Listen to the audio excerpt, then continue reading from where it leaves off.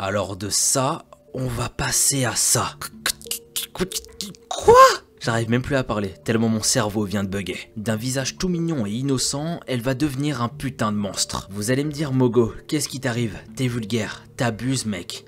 Pas du tout. Quand je vous dis que ça va devenir un putain de monstre, j'abuse pas. Ce qu'elle va faire par la suite, son comportement, l'état d'esprit qu'elle va avoir, bah ça va justifier un peu ce que je viens de dire. Et encore, croyez-moi, je suis gentil. Eh bien, salam à toi mon ami, j'espère que tu vas bien et que ta famille se porte bien. Aujourd'hui, on se retrouve pour une affaire très sombre que j'ai découvert très récemment. Alors, je vous explique un peu la situation. 2-3 heures du matin, j'étais tranquillou allongé dans mon lit. J'étais là en train de faire des petites recherches sur mon téléphone jusqu'à ce que ma faim me rattrape. Gros morphale que je suis, je me prépare un bon sandwich avocat saumon. Il était incroyable. Et bien sûr, petit coca bien frais parce qu'en ce moment, il fait hyper chaud. Et je te vois venir, je parle souvent de bouffe.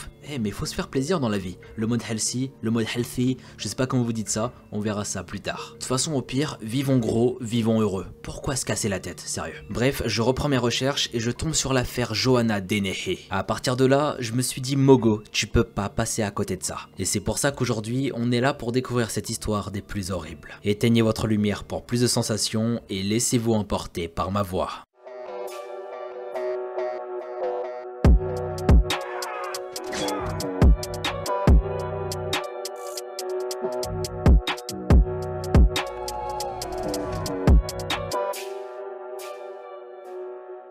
Alors vous allez me prendre pour un parano, mais dans notre vie, on est amené au moins une fois à rencontrer un psychopathe et ce, sans le savoir. Ça se trouve, il s'agit de ton petit ami ou de ton propre frère qui est là à avoir des idées sombres à l'heure actuelle. Peut-être qu'il est dans la pièce d'à côté, en train de réfléchir, en train de se demander si un jour il passera à l'action ou non. Et toi, tu t'en doutes pas. Je sais, vous allez finir par me détester, mais c'est carrément possible. Quand on voit que dans certaines affaires, le meurtrier n'avait aucun antécédent, il sort de nulle part. Aucune explication rationnelle de tout ce qu'il a pu faire. Bah ça fait peur. Tu ne peux absolument pas t'en rendre compte. Quand tu commences à avoir des doutes, bah la plupart du temps, c'est déjà trop tard. Et bien l'affaire que nous allons voir, bah c'est un peu le cas. Tout allait bien, et tu pouvais pas te douter une seule seconde que sa vie allait prendre un tournant pareil. Et pourtant, à un moment donné dans sa vie, tu sais pas pourquoi, elle va complètement changer. Bref, comme d'habitude, je vous propose d'aller directement à la jeunesse de cette femme qui deviendra une psychopathe.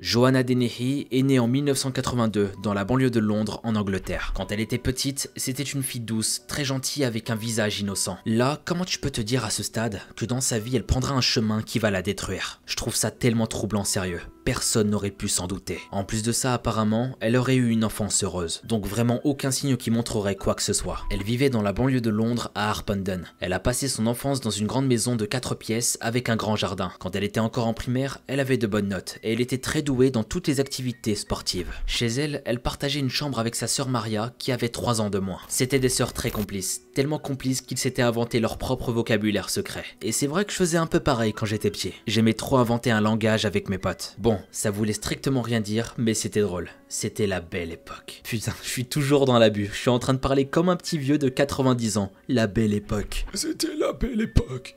On était de jeunes enfants. Et la vie nous a... Je suis vraiment le pire. Bref, on continue notre histoire. À cette époque, la sœur Maria se souvenait que Johanna était gentille. Elle était très loin d'être agressive. C'était un enfant de ce qu'il y a de plus ordinaire et qui jouait à la poupée. En gros, le profil type d'un enfant normal. À l'école, Maria et Johanna étaient 2 sœurs qui se protégeaient mutuellement. Si une personne disait quelque chose de méchant à une d'entre elles, immédiatement l'autre prenait sa défense. Quand elle rentrait de l'école, elles s'amusaient. Elles grimpaient tous les deux aux arbres dans le jardin. C'étaient des enfants heureux qui aimaient la vie, qui passaient beaucoup de temps ensemble à chanter et à discuter pendant des heures. Maria va s'engager dans l'armée une fois qu'elle va obtenir son diplôme d'ingénieur en informatique. Ses parents ont travaillé très dur pour qu'elle puisse faire de longues études et atteindre ses objectifs. Son père, Kevin, était agent de sécurité et sa mère, Kathleen, était une commerçante. Pour ses parents, Johanna était la fille intelligente et ils rêvaient même qu'elle aille en études de droit. Selon sa sœur Maria, leurs parents étaient quand même un peu stricts. Mais franchement, c'était assez normal selon elle, rien d'extrême. C'était un peu comme tous les parents finalement. Ils sont là à vouloir ta réussite, te privent de temps en temps de sortie pour la bonne conscience. Et voilà, si maintenant ton enfant échoue, bah c'est plus de ta faute. Bref, un jour, selon la sœur de Johanna, quelque chose a changé. Elle ne sait pas exactement ce qui s'est passé, mais à un moment donné, alors que Johanna était encore au lycée, quelque chose a brusquement changé. Lors d'une interview, quand le journaliste s'apprêtait à terminer, Maria a dit quelque chose de troublant. Il y avait une fille que nous aimions, et qui un jour s'est transformée en monstre. C'est à partir de l'adolescence que Johanna va changer et avoir des idées sombres. Dans cette période, elle deviendra celle que tout le monde redoute aujourd'hui, une femme dangereuse et instable. À l'âge de 13 ans, elle va devenir très provocante et arrêter ses études. Elle va s'enfuir du domicile familial, car elle ne supportait plus ses parents. On peut imaginer ici de nombreuses disputes, des insultes, et j'en passe. Un comportement détestable qu'elle avait choisi de prendre. Après être partie de chez ses parents sans leur consentement, en fugue, elle va rencontrer un jeune homme de 18 ans. Et c'est avec lui qu'elle va commencer à voler de l'argent à son entourage, à boire de l'alcool et à consommer tout un tas de drogues. Quelque temps plus tard, les parents de Johanna vont réussir à la retrouver et à la récupérer. Mais elle va de nouveau s'enfuir. C'était devenu très compliqué pour les parents. La situation devenait invivable. Entre inquiétude et peur, c'était très dur pour eux. 2 ans plus tard, Johanna va sortir avec l'homme qu'elle a rencontré. À ce moment-là, elle avait 15 ans et lui en avait 20. Il s'agissait de John Trainor. Malgré les interdictions des parents, elle ne voulait rien savoir, elle n'en faisait qu'à sa tête. Le père de Johanna était totalement contre cette relation. Sa fille avait seulement 15 ans et elle était mineure. Elle n'avait pas à sortir avec un homme de 20 ans. Donc là encore, de nombreuses disputes entre les parents et le jeune couple. Tout ça va créer des tensions entre Johanna et John. De grosses disputes et beaucoup de violence. Pour éviter tout ça, Johanna décide de partir à l'âge de 16 ans avec John. La famille va par la suite se déchirer. Et Johanna, elle, va continuer dans ses vices. À force d'aller en soirée et de se défoncer la gueule avec toutes sortes de drogues, elle va littéralement changer. Et autant vous dire que physiquement, elle avait pris cher. Je pense que pour en arriver là, on n'était pas sur un gros dé occasionnel, du shit pour les intimes. Là, elle était sûrement en train de prendre de la blanche, et j'en passe. Donc elle a enchaîné soirée sur soirée, jusqu'à tomber enceinte pour la première fois. Et à ce moment-là, elle avait seulement 17 ans. Et suite à ça, elle a cessé de consommer de la drogue et de l'alcool pour s'occuper de son bébé. Et heureusement, j'ai envie de dire. T'imagines, t'as un gosse et tu continues de consommer. Bah ça fait peur. Mais quand on regarde bien, sur beaucoup de faits divers, on peut tomber sur des cas qui sont complètement tirés par les cheveux. Une mère enceinte accro à l'héroïne. Là, je peux vous garantir que le mélange est fatal. Ça me rappelle justement une histoire où la mère n'a pas du tout cessé de consommer alors qu'elle était enceinte. Et par conséquent, à la naissance du bébé, de grosses répercussions, de grosses séquelles et des troubles que l'enfant devra subir jusqu'à la fin de sa vie. C'est triste, mais croyez-moi, c'est pas si rare que ça. Bref, on se reconcentre sur l'histoire. Donc je résume. On a une Johanna enceinte qui heureusement va arrêter toutes les drogues qu'elle prenait pour le bien du futur bébé. Et quelques temps plus tard, 1999 exactement, sa fille Shian est née. 3 ans plus tard, encore un deuxième enfant qui va voir le jour. Mais là, la drogue et les anciens vices commencent à lui manquer. Après avoir accouché, elle va retomber dans ses addictions, drogue mélangée à de l'alcool. Johanna devient incontrôlable. Elle va abandonner ses enfants et avec son petit copain John, elle devient violente. Le fait qu'elle soit sans famille, sans repère, ça va faire sortir en elle quelque chose de terrifiant. Johanna avait en elle un mal profond, une haine terrible qui était enfouie au fond de son âme. Elle pouvait devenir extrêmement violente. Quand elle était ivre ou défoncée, elle se mettait à battre John. Et c'était pas juste des claques ou des coups de poing qu'elle lui mettait, non. Elle était là à lui mettre des gros coups de pied, à l'humilier et le traiter comme une merde. Elle buvait jusqu'à 2 bouteilles de vodka par jour. Elle faisait vivre un enfer à sa famille et son copain, jusqu'au jour où John va tomber dans une sorte de dépression. Et franchement, ça se comprend avec ce qu'il était en train de vivre. Il n'en pouvait plus du tout de cette situation qui n'était pas du tout saine pour lui et ses enfants. Et je précise qu'à ce moment-là, on a 2 enfants âgés de 10 ans et 7 ans seulement. Déjà juste pour eux, ça devait être traumatisant. Et c'est pour ça qu'en 2009, John va s'enfuir avec ses enfants. Après que Johanna l'ait menacé avec un poignard de 15 cm, il était hors de question que John reste avec une folle pareille. Il va s'installer à Glossop dans le Derbyshire où il va s'occuper de ses enfants. C'était important pour lui de les séparer de leur mère qui devenait méconnaissable de jour en jour. Après, il n'a plus jamais entendu parler d'elle jusqu'à ce que les médias annoncent de terribles choses. John va affirmer qu'il n'aurait jamais pensé que Johanna était capable d'en arriver là. Comme vous pouvez vous en douter, à la suite de ces événements, il était harcelé par les journalistes. John va se défendre comme il peut. Johanna Dennehy va se transformer en monstre et commettre des atrocités. Et nous, on va les découvrir. Banks.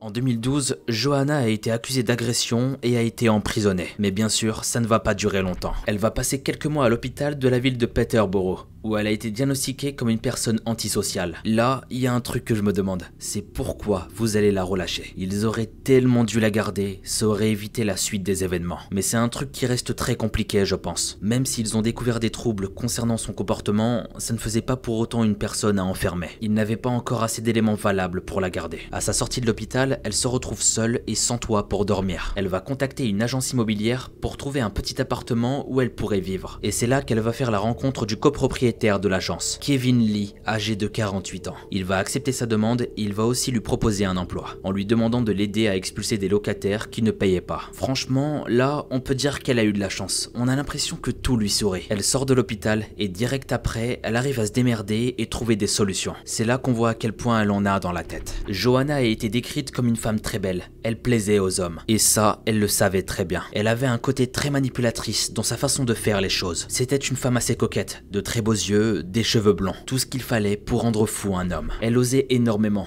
Elle prenait chaque bonne occasion qui se présentait. Elle était très intelligente. Et croyez-moi, ça fait froid dans le dos. Johanna était parfaitement consciente de ce qu'elle allait faire. Dans sa tête, tu ne sais pas pourquoi, à un moment donné, elle va prendre la décision de vouloir tuer 9 hommes. C'était l'objectif qu'elle s'était fixé, sa mission. En mars 2013, c'est là qu'elle va mettre son plan en marche. Elle prend son couteau et le range soigneusement dans sa poche. Elle va commencer sa série de meurtres en tuant 3 personnes. Lucas Slabowski, 31 ans. Kevin Lee, 48 ans, et John Chapman, 56 ans. Son premier crime s'est produit dans une maison dans laquelle elle était en train de travailler. C'était une maison dont elle s'occupait pour son employeur, à Welland. Johanna connaissait depuis un certain temps Lucas Slabowski, un ouvrier polonais qui travaillait à l'usine. Ils ont commencé à sortir ensemble et pour Lucas, c'était un exploit. Il était hyper content de sa relation. Il aimait se vanter auprès de ses amis de sa petite amie anglaise. Le mardi 19 mars 2013, Johanna lui a envoyé un message sur son téléphone portable pour la retrouver dans une maison à Welland. Elle va lui promettre une soirée mémorable, avec du sexe et j'en passe. Donc comme vous pouvez vous en douter, pour Lucas, c'est l'euphorie. Il prend la route pour la rejoindre,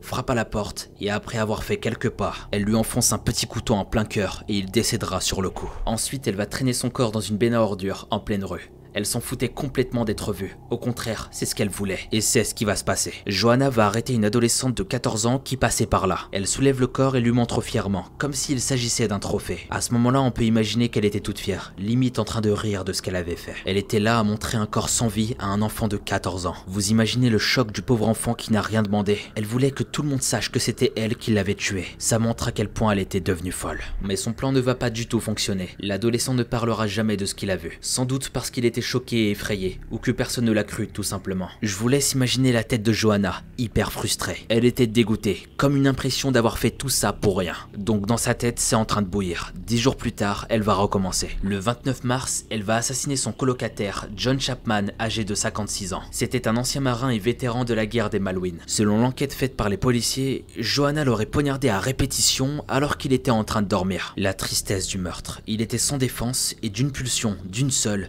elle va lui prendre la vie. Quand les policiers lui ont posé des questions sur les circonstances du meurtre, son discours était différent. Elle a dit qu'elle l'avait poignardé parce qu'il ne voulait pas sortir de la salle de bain où elle se trouvait.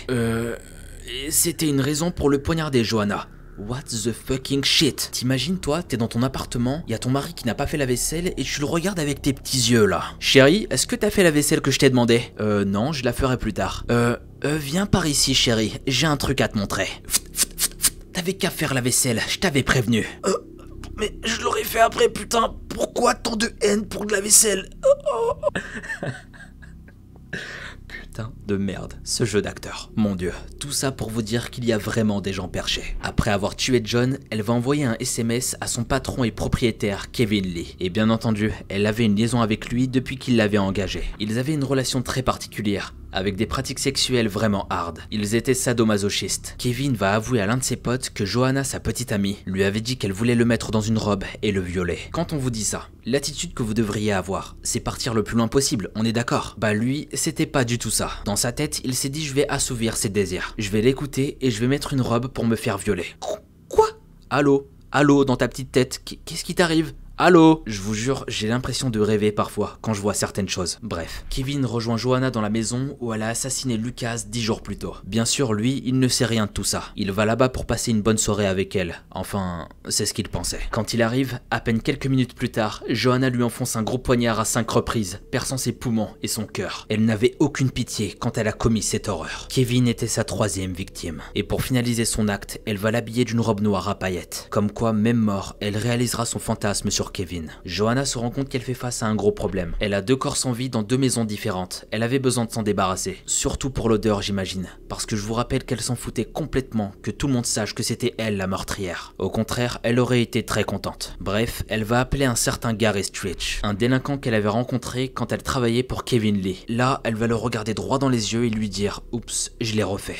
Je crois bien que je l'ai refait. Gary comprend tout de suite la situation et appelle un pote à lui, Leslie Layton, 36 ans, qui va pouvoir aider Joanna. Ils vont se débarrasser des corps en les jetant dans un fossé. Ils vont aussi mettre en évidence le corps de Kevin Lee, habillé en costume de femme. Tout était calculé par Joanna. Elle était autoritaire dans sa façon de faire les choses. Elle voulait que ce soit ainsi et pas autrement. Le 2 avril, Joanna et Gary se déplaçaient en voiture lorsqu'elle lui dit qu'elle veut encore tuer d'autres personnes. « Je veux m'amuser. J'ai besoin de m'amuser. Trouve-moi quelqu'un que je le bute, Gary. » Joanna était entrée dans une folie extrême, capable de tuer n'importe quel individu qu'elle croiserait. Et le pire, c'est qu'à ce moment précis, la police la recherche. Il ne lui restait plus beaucoup de temps pour assouvir ses désirs sanglants. À Hereford, son ami Gary va arrêter la voiture pour qu'elle puisse le faire. Au hasard, elle choisit un homme qui promenait son chien et le poignarde dans le dos. Il s'agissait de Robin Bereza, 64 ans. Au même moment, un homme voit la scène sous ses yeux. Impuissant, il voit Joanna tuer cet homme. Quand elle remarque qu'on l'observe, elle ne va pas s'enfuir comme toute personne logique, non. Elle va fixer l'homme qui le regardait et lui lâcher son plus beau sourire. Puis ensuite, elle remonte dans la voiture de Gary. Là, on a un putain de danger en liberté. Plus elle va tuer, plus elle va avoir envie de tuer. Et c'est ce qui est en train de se produire. Joanna n'arrive pas à s'arrêter. Elle a des pulsions et elle ne les contrôle plus. 9 minutes plus tard, arrivée dans une impasse, elle va sauvagement poignarder John Rogers, âgé de 56 ans. Il était simplement là à promener son animal de compagnie. Mais il va se faire poignarder 30 fois par Joanna. Elle pensait l'avoir tué, mais heureusement pour cet homme, il va survivre. Il fera partie des rares survivants des victimes de Joanna. Entre-temps, de nombreux témoins ont signalé à la police qu'une femme complètement folle s'en prenait aux passants. Elle était tellement dans un mode je m'en fous que c'était prévisible. Il fallait absolument qu'on l'enferme. Si on la laissait 1 minute de plus dans la nature, qui sait ce qu'elle aurait pu faire d'autre? Elle aurait très bien pu s'en prendre à des enfants,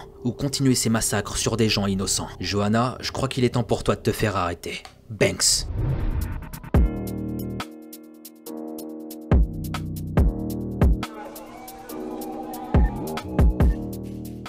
L'arrestation de Joanna a eu lieu le 2 avril 2013, lorsqu'elle a tué 3 hommes en 10 jours dans la ville de Peterborough. 2 jours avant son arrestation, le 30 mars, le corps de Kevin Lee a été retrouvé dans un puits à Newborough. L'autopsie a établi qu'il était mort de blessures à la poitrine causées par un couteau. Lucas Labowski et John Chapman ont été retrouvés après son arrestation. Tous les deux ont été poignardés au cœur, au cou et au torse. Joanna a été diagnostiquée par des spécialistes comme étant une psychopathe dangereuse. Elle n'a jamais menti sur les meurtres qu'elle a commis. Elle a toujours avoué sans scrupule et fièrement tout ce qu'elle avait fait. Elle a été condamnée à la prison à vie et ne montre aucun remords quant à ses crimes odieux. Le tribunal pénal d'Old Bailey à Londres a employé de nombreux adjectifs pour la caractériser. Le juge a déclaré que Joanna Dennehy était une menteuse compulsive, une manipulatrice, calculatrice, malveillante et cruelle. Et Joanna dira les phrases suivantes. « Oui, je suis une tueuse en série. J'ai plaidé coupable, et c'est tout. Et alors ?» Lors du procès, elle n'avait strictement aucun remords. Elle ne cherchait pas à être défendue par qui que ce soit. Elle assumait à 100% tout ce qu'elle avait fait. Le 28 février 2014, elle a été condamnée à la prison à vie pour 3 meurtres et 2 tentatives de meurtre. Elle a été envoyée dans la prison de Bransfield, sans possibilité de libération conditionnelle. Gary Stritch Richard a également été condamné à la prison à vie pour tentative de meurtre. Joanna Dennehy cherchait à devenir quelqu'un. Elle voulait qu'on se souvienne d'elle, que ses crimes soient célèbres pour leur cruauté. Cette idée la remplissait de joie et l'amusait. Quand elle a été interpellée par les policiers, elle a demandé pourquoi elle était en train de se faire arrêter. Ils ont répondu qu'elle était suspectée de meurtre. Et elle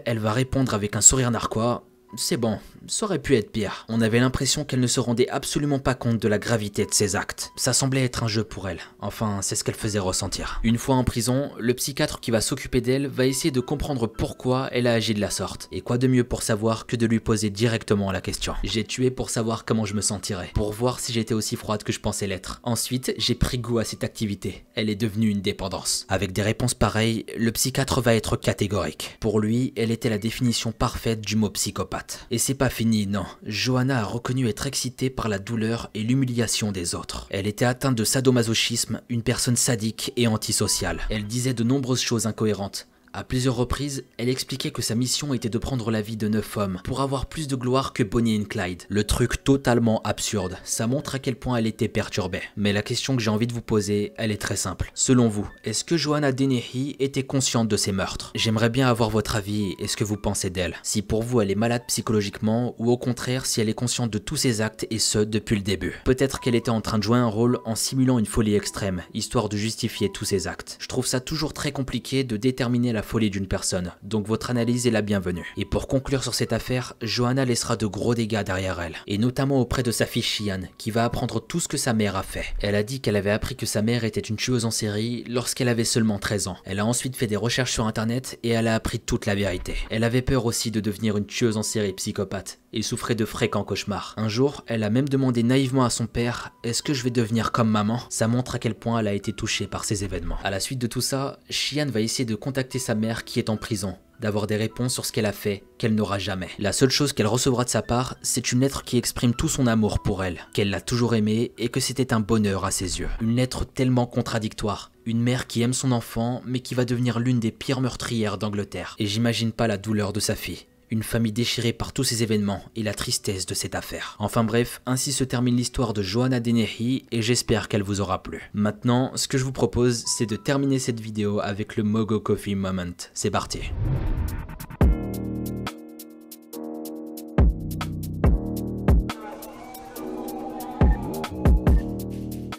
Alors moi, faut savoir une chose, je suis quelqu'un d'hyper curieux. J'aime énormément apprendre et découvrir des choses fascinantes. Il y a quelques temps, je suis tombé sur un article qui parlait d'un mystérieux trou au Yémen. Les gens le surnomment le puits de l'enfer ou le puits de Bahlout. C'est un endroit effrayant qui est rempli de mystères. Quand j'ai découvert pour la première fois ce truc, j'étais ultra sceptique. Je me suis dit qu'est-ce que c'est que ce bordel? Encore une connerie de fake sur internet. Mais en creusant un peu plus, il s'est avéré que ce trou existe bel et bien. Il y a toute une hype autour de ce phénomène qui se trouve au Yémen. Un trou de plus de 250 mètres de profondeur. Et selon le folklore local, il aurait été créé pour servir de prison aux démons. Une superstition renforcée par les odeurs nauséabondes qui se dégagent de ces profondeurs. Franchement, dit comme ça, ça fait extrêmement peur. Regardez-moi cette immensité, cette profondeur, dans un endroit désertique rempli d'histoire. Qui sait ce qui a pu se produire à l'époque? Ça me fait frissonner, sérieux. Et je sais pas vous, mais ça me rappelle cette fameuse scène dans 300.